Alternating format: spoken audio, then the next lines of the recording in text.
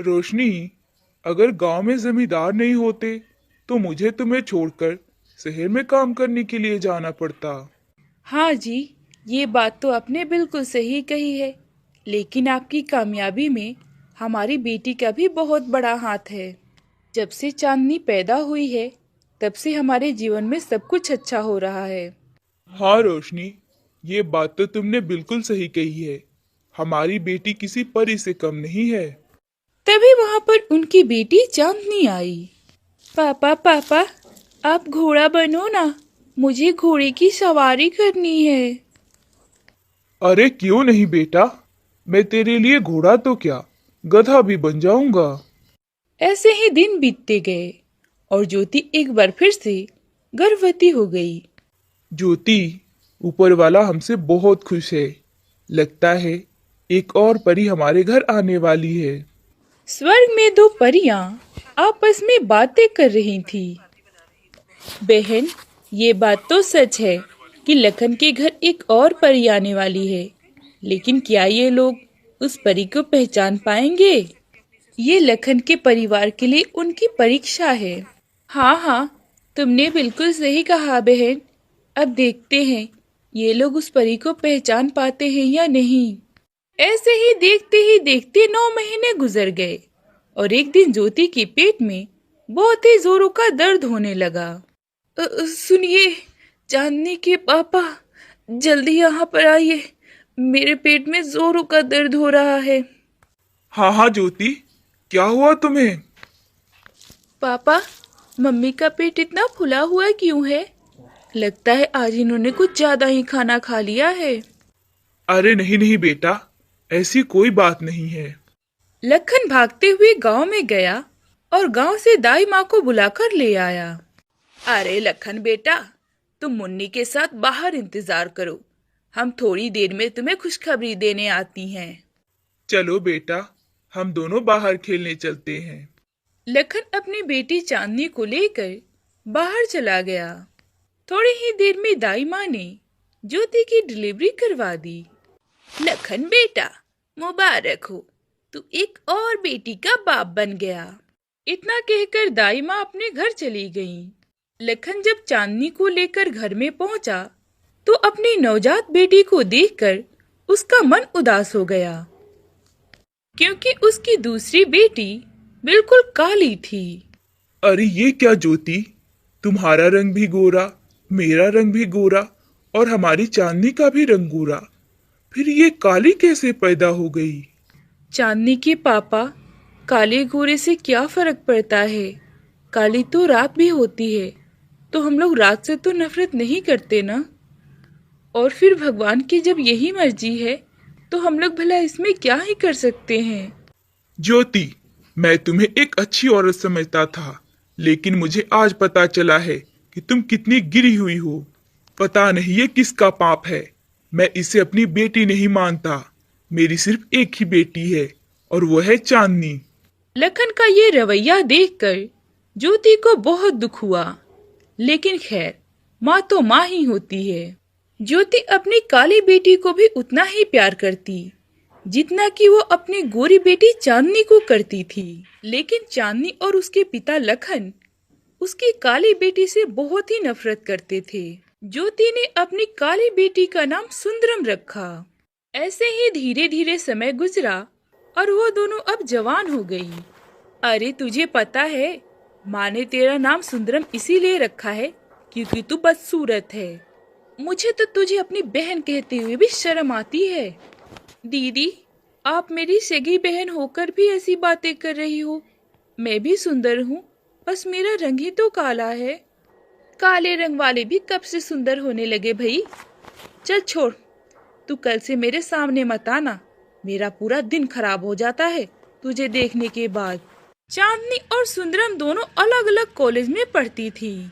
चांदनी ये कभी नहीं चाहती थी कि उसके दोस्तों को पता चले कि उसकी बहन काली है। इसीलिए उनके पिता ने उन दोनों का एडमिशन अलग अलग कॉलेजों में करवाया था। एक दिन रात को लखन अपनी गोरी बेटी चांदनी के लिए बहुत ही सुंदर ड्रेस लेकर आए। चांदनी बेटा, ये देखो, तुम्हारे पापा तुम्हारे लिए कितना सुंदर ड्रेस लेकर आए हैं। अरे वाह पापा, आपने तो बहुत सुंदर ड्रेस लाया है। इतने में ही वहां पर सुंदरम भी आई। वाह दीदी, पापा आपके लिए कितना सुंदर ड्रेस लेकर आए हैं। पापा, आप ये ड्रेस एक बार खोलकर दिखाइए ना, कैसा लग रहा है। हाँ हाँ, मैं जानता हूँ, ज्यादा चापलूसी करने की जरूरत नहीं है। मैं ये ड्रेस तेरे लिए नहीं बल्कि अपनी बेटी चांदनी के लिए लेकर आया हूँ। पापा, मैंने कब कहा कि यह ड्रेस मेरे लिए है? भला आज तक मैंने आपसे कभी कुछ मांगा है? मैं तो अपनी बहन की खुशियों में ही खुश रहती हूँ। मैंने तुझे कितनी बार कहा है कि तू मुझे पापा मत बोला कर। पता नहीं तू किसकी औलाद है। इतना काला खून मेरा तो नहीं हो सकता।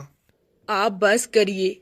मेरे चरित्र पर उंगली उठाने से पहले आप एक बार अपने दिल से पूछ कर तो देखिए कि भला मैं ऐसा कर सकती हूँ। अगर तूने कुछ गलत नहीं किया तो ये काली लड़की तेरे कोख में कैसे आ गई? भगवान का शुक्र मना कि मैं तुम दोनों को इस घर में रहने दे रहा हूँ।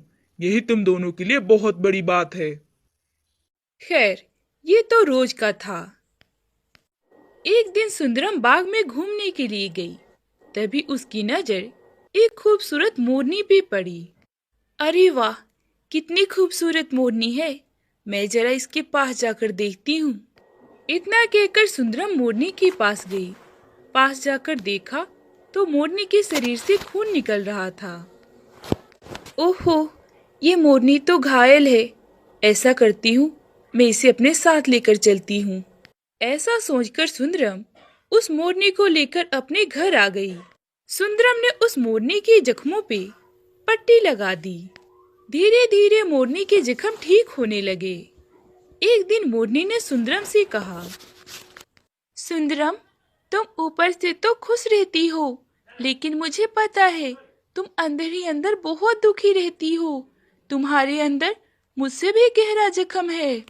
मैं तुम्हारी दोस्त हूँ, इसीलिए तुम अपनी परेशानी मुझे बता सकती हो। अब मैं तुम्हें क्या ही बताऊं। मेरे खुद के पिता मुझे अपनी बेटी नहीं मानते। मेरी बहन भी मुझसे नफरत करती है। मेरे काले रंग की वजह से कोई भी मुझसे दोस्ती करना नहीं चाहता है। सुंदरम, तुमने मेरे जख्मों को भरकर मुझे ठीक किया है, तो मेरा भी फर्ज बनता है कि मैं भी तुम्हारे जख्मों को भरकर ठीक कर दूं। तुम मेरे जख्मों को नहीं भर सकती हो, क्योंकि मेरे जख्म बहुत गहरे हैं। तभी देखते ही देखते वह मोरनी एक परी बन गई और उसने सुंदरम से कहा, सुंदरम, तुम्हारा रंग भले ही काला है, लेकिन तुम्हारा मन बहुत साफ है। ये लो, मैं तुम्हें ये जादुई मेकअप दे रही हूँ। इससे तुम्हारा रंग बहुत ही गोरा हो जाएगा। मगर हाँ, तुम इस बात का ध्यान रखना कि अमावस्या की काली रात को तुम घर से बाहर मत निकलना। इतना कहकर वह परी वहां से गायब हो गई। घर के बाहर खड़ी चांदनी परी की सारी बातें सुन लेती है और वह सुंदरम के कमरे में गई और उसे कहने लगी, सुंदरम, देख, मैं तेरी बहन हूँ। तू अपना मेकअप मुझे भी लगाने को दे ना, प्लीज। सुंदरम का दिल बहुत बड़ा था, इसलिए उसने अपना मेकअप चांदनी को लगाने के लिए दे दिया। अगले दिन सुंदरम बिल्कुल दूध की तरह गोरी चिट्टी दिखने लगी। अरे ये क्या ज्योति, तेरी काली बेटी अचानक से इतनी गोरी कैसे हो गई? आप ही तो उसे काला काला कहा करते थे, इसलिए भगवान को भी लगा होगा कि उसके बनाए हुए काले रंग से हर कोई नफरत करता है। इसीलिए शायद उसने मेरी बेटी को गोरा बना दिया। और उस जादुई मेकअप की वजह से चांदनी और भी ज्यादा गोरी और सुंदर हो गई। उन दोनों की माता पिता अपने दोनों बेटियों को बहुत ही ज्यादा प्यार करने लगे। एक दिन अमावस्या की रात लखन की तबीयत जोर से खराब हो गई। चांदनी बेटा, मैंने तुझे गाड़ी चलाना सिखाया है। मेरी तबीयत बहुत ज्यादा खराब लग रही है। तू मुझे अस्पताल लेकर चल। इतना सुनकर चांदनी ने अपने मन में सोचा, आज तो अमावस्या की रात है। अगर मैं घर से बाहर गई तो मैं तो काली हो जाऊंगी। अरे नहीं नहीं पापा, आज मैं घर से बाहर नहीं जा सकती। कोई बात नहीं पापा, माँ ने मुझे भी कार चलाना सिखाया है। चलिए, मैं आपको अस्पताल लेकर चलती हूँ। इसके बाद सुंदरम ने अपने काले होने का परवाह ना करते हुए अपने पापा को लेकर अस्पताल गई, जहाँ पर डॉक्टर ने इलाज किया और लखन की तबीयत ठीक हो गई। लखन जैसे ही होश में आया तो उसने सुंदरम को फिर से काले रंग में ही देखा। अरे ये क्या सुंदरम, तुम तो गोरी हो गई थी ना, फिर तुम अचानक से काली कैसे हो गई? सुंदरम ने परी वाली सारी बातें अपने पिता को बताई। लखन की आंखों में पश्चाताप के आंसू थे। इसका मतलब चांदनी काले होने की डर से मुझे अस्पताल नहीं लेकर आना चाहती थी। इतने में ही वहाँ पर परी प्रकट हुई। लखन, ये तुम्हारी परीक्षा थी और तुम इस परीक्षा में असफल हुए, क्योंकि तुमने अपनी ही बेटी को अपना बेटी ना समझा और अपनी पत्नी पर आरोप लगाया।